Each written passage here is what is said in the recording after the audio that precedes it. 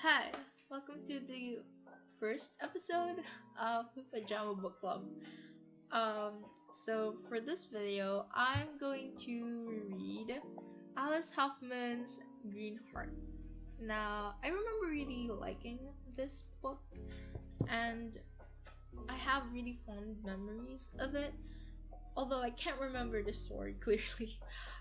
Last time I opened this book was like in 7th grade, but I didn't really read it much after that. But anyway, this book, what do I remember from it? I remember that it has two novels, Green Angel and Green Witch.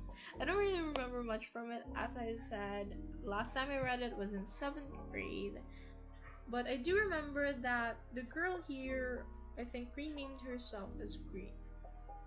Or was she named Green? I can't remember correctly. I don't think I'm right, but she does name herself Green. At some point, she's called Green. Now, she was mad at her parents and her sister the day that they left, and there was like a calamity in the city and in the rural area, wherein a fire broke out and everyone like died in the city. So I don't really know what happened. I don't know if they expounded on it in the book and I just couldn't remember it for the life of me. But something happened. Like something tragic happened that involves fire. Like fire is, I think, a big theme in this book. Like I just remember a lot of fire affecting everything in this book. But anyway, Green is like this angsty teenager. She was mad at her parents when they left. She kind of blames herself for not saying goodbye and stuff like that. And now she's living alone in their farm. And she kind of goes through phases. I remember she went through a phase where she was just like drinking a lot with the other teenagers. But yeah, maybe I'm wrong. I don't know.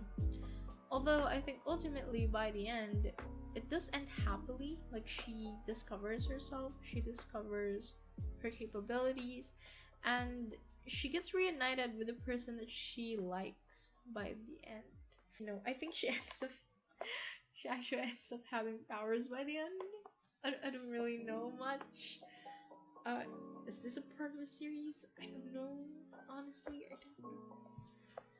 I didn't really do much research about it, so I'm excited to find out if I still like this book after reading it, or will I hate it, and will I totally hate myself because I destroyed one of the things that I remember fondly from my childhood.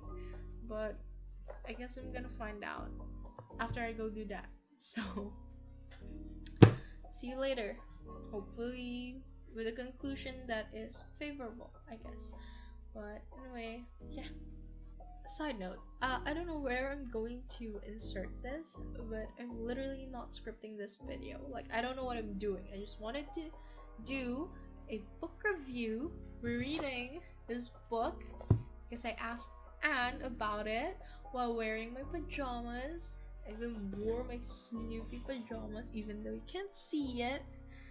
So maybe it's messy, I don't know. I'm trying to figure things out. I want to make a good video, but I don't know what I'm going to put in it.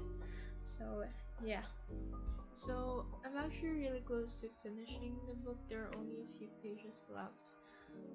But in the middle of reading, I suddenly thought, should I have recorded like videos of me while reading? So there's like clips of me reading the book, or is it fine if I just skip to the conclusion? Because I don't know. This is the first time I've done this. Anyway, also I'm kind of like just I think I'm going through it, man. I don't know. Like, it seems hard to finish these last few pages. These first few pages were like a breeze. But once I got to Green Witch, where the main plot is romantic, I just find it hard to read. I don't like romance. I'm probably gonna explain it in a different video. I don't know. But It's just making this harder than it should be, but I feel like I'm going to finish this by tonight. Anyway, that's all. Definitely let me know if I should have like clips of me reading in between, or should I just go straight to the conclusion? I don't know. Okay. Hello, I am editing. Please forgive all of my grammatical errors. I am very dumb. Thank you.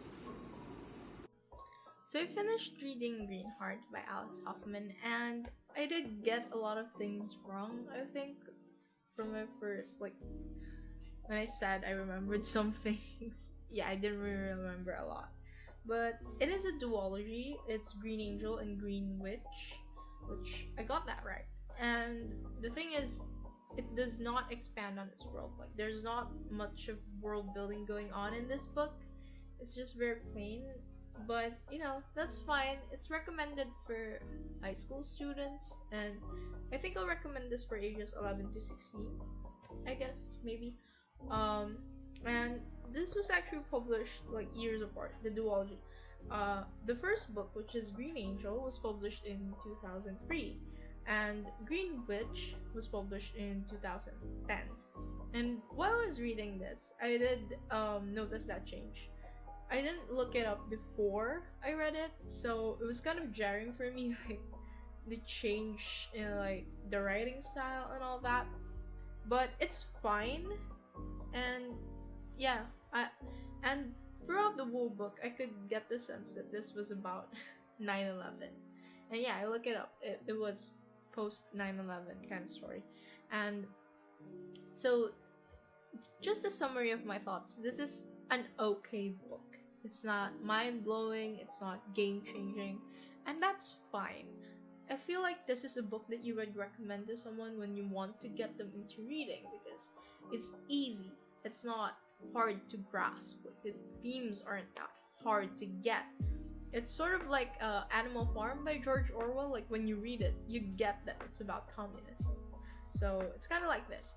When you read it, you kind of have a sense that it's about 9/11.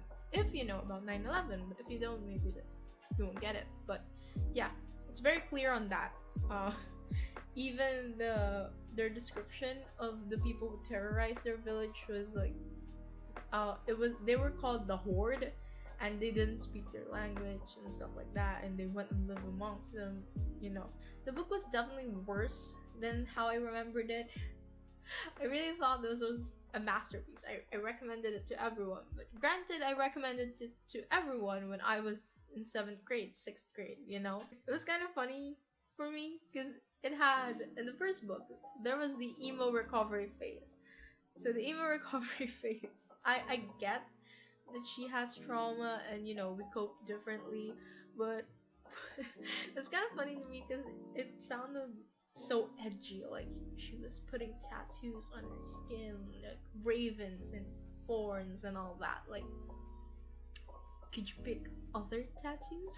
Does it have to be ravens and thorns? But I do get it. She wanted to seem like tough and, you know. And I did relate to this book a lot when I was younger. I think I was even inspired by it because I've never thought I would want to have an emo phase, but I did, and maybe this book is to blame. It's really fun, actually, rereading this. It seems like a teenager really wrote the first part, the first book. Green Angel, when you read it, it really sounds like a teenager that's trying to be deep wrote it. And that was kind of fun. I loved that. I love that it was kind of reminiscent of like what I was trying to be when I was younger. It's kind of funny to me. Yeah, I definitely enjoy the first part of this book compared to the second part. So Green actually had this problem where she didn't live in the moment. That was the conflict in the first book. She had this idea that once she turned 16, everything will change for her, like she will blossom into this beautiful girl and stuff like that. But, you know, she kept waiting for her 16th birthday, but the tragedy happened before that. So she was kind of regretting lost time. And yeah, that was a theme of the first book. And considering that it's written in such a way that it's convincing that the teenager wrote it, it's very effective. And And the first book, The Green Angel, I really liked, also because it tackled the theme of letting things go and letting people go, actually, because in that book she had in place of her parents and her sibling, she had the companionship of animals who came to her for aid. Like, she found them accidentally and then she helped them, and they kind of helped her change and cope in a healthy way. And then she also found the love of her life, which she called Diamond. And by the end of the book, she started letting them go one by one because she realized that you can't just keep them with you even though you really want to. You should let the people and things and the animals that you love go do whatever they were meant to do. So one by one, they were leaving her, and that was okay with her. Like, that was the lesson she learned, was that it's okay to let people and things go. You know, you'll always have their memories, and you can always treasure the things that they taught. So yeah, I love that in the first book. Love that. So the second book, Green Witch, dealt with giving context to the life of others, specifically the witches, which I think was kind of code for widows because they were all women who lost their husbands. So, I mean, it's not that deep, you know, but it did give life to other characters. Even Uncle Tim, we got to know him. The teachers, because in Green Witch, it kind of had a mini arc of Green trying to record everybody else's life. Like, people came to her for food and other necessities, but they also wanted their stories to be told. So that was the premise of the second book, and that's why she started seeking out the other witches. But at that point, she didn't know she was a witch, but you know, she was seeking out the witches because she wanted to find Diamond. Not really fond of romance, and that was the theme of the second book. That was like the overarching plot, I feel like, because she was trying to find Diamond, her love interest. Like, she was trying to guess if what is love's worth. That was the main question that she had, and I don't really like it. I feel like she could have just explored the world and got to know everyone else, and then it could have been a subplot, but I feel like it was the much more prominent theme in the second book, which, you know, fine. It's fine. If you make me pick between the two books, I feel like I would pick Green Angel. I feel like it tackled more mature themes compared to Green Witch. Although, because Green Witch is about love, and I love that it had different ways of showing love. I guess, like, there was love that was too late, love that was gone before it could blossom, stuff like that, which was very interesting, but it wasn't my cup of tea. But yeah, Green Angel, I feel like it's much more useful for teenagers. Yeah, I don't know, maybe that's just me, that's a personal preference. So last thing that I will note, because I'm pretty much done with this, right? The last part, because in this book, things just kind of happen. Like, it's things just kind of happen, and you know, it was fine. You can ignore it. You can just read through it. I did side-eye this book so many times, but you know, things just kind of happen. And in the last part, there was this story about Heather. So Heather is kind of an important character in this book because, you know, Green started befriending her. She found a purpose in her life, which was helping Heather along with the others, with the animals and Diamond and her neighbor. But the thing is, in the last part, right, there was like a prison breakout. Green infiltrated the Horde's base. She was like, and before she went in, she was like, I am weed. I am weed. No, I don't actually remember if she said she was weed, but you know, that was kind of the point. She was trying to be like a quiet plant. And then she was trying to break everybody out, right? And she finds Diamond and they kiss, whatever. I don't care. It was kind of corny for me, but you do you. And then they try to find Heather because she's there. And Heather's cell has 3 locks. For some reason, like, they think she's gonna break out of that. It's so specific too. It has gold, silver, then iron. And Green has to break all of that using a rock. So there's kind of magic involved in this book too, but it's kind of vague. Like, you don't know, is it real or they're making it up? I don't know. And they break Heather out, and they made a point to tell us that Heather is feverish. Heather is feverish along with her baby. And then, while they were sneaking out, funny thing happens is Heather hands Green her baby, and she was like, but if anything ever happens to me, please name my baby, because that's what a godmother does. And Green was like, no, nothing's gonna happen to you. And then they ran off, and then Heather turns back and pushes the cannon and lights it up, like turns it towards the Horde's base, lights it up, and completely destroys their base. And then gets back in the boat in time. So she was completely saved. I thought she was gonna die. And then by the end, it culminated to like Green's birthday party. They were all there. People were important to her. Diamond, his family, her neighbors, Heather. And she named Heather's baby.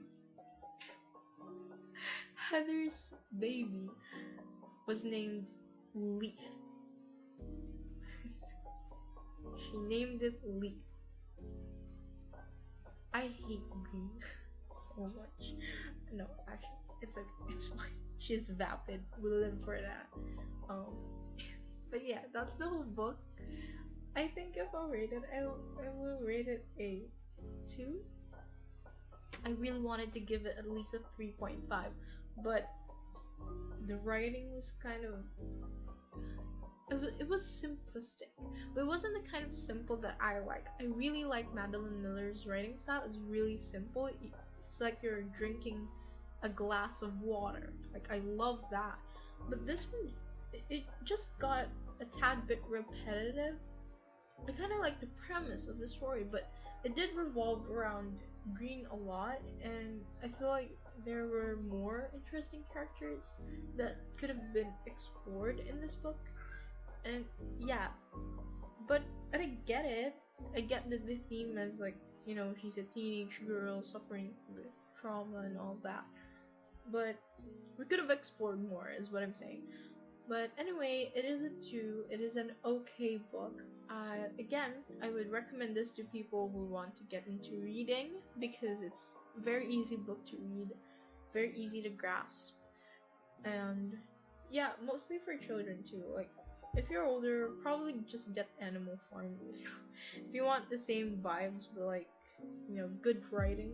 Yeah, definitely get Animal Farm. Read that. It's okay. It's a good book too. I mean, I like it too.